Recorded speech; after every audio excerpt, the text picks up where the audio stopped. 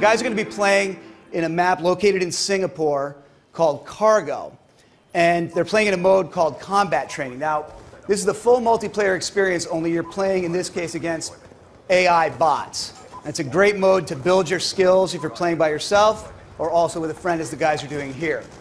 Now, graphically, you can see that Singapore, this Cargo map, really brings into light the incredible graphics that Treyarch are bringing to Black Ops 2. And we've never been able to achieve this level of realism before on a Nintendo platform. You can see the atmosphere and the textures and the lighting are all at a new level for what we've been able to do on a Nintendo platform.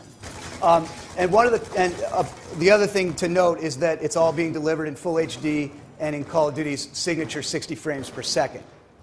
Now, one of the coolest things about Black Ops 2, as I mentioned, is the near future weaponry, much of which is drone technology. Now, you can actually play as a lot of these drone weapons. Now, Jacob just took control of a weaponized quad-rotor helicopter, so he's taking the fight to the air, which is a new gameplay mechanic for multiplayer in Call of Duty.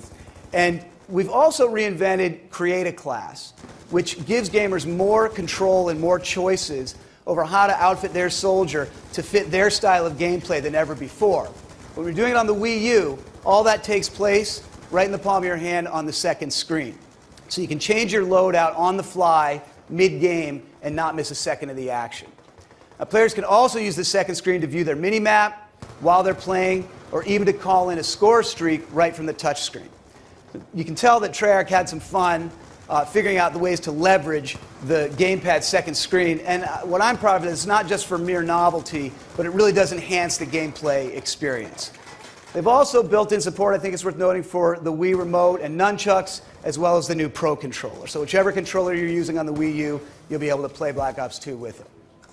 And speaking of enhancing the gameplay experience, one of the coolest things about Black Ops 2 for the Wii U is how we're using the gamepad to turn what was a split screen into two separate full screens.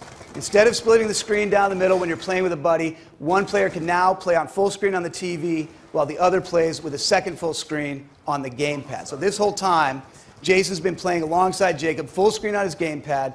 Both guys can play here together competitively or cooperatively in the same room without having to share the same screen.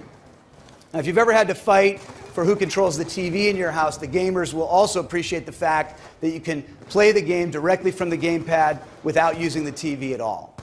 But I don't think any of that's going to matter in a minute here, because it looks like Jason's about ready to unleash a score streak that we call the Drone Swarm, which should be, there they come. Okay, so we're going to rain a whole squadron of drones down on Singapore, and I can tell you it's not a very pleasant time to be an AI bot right now.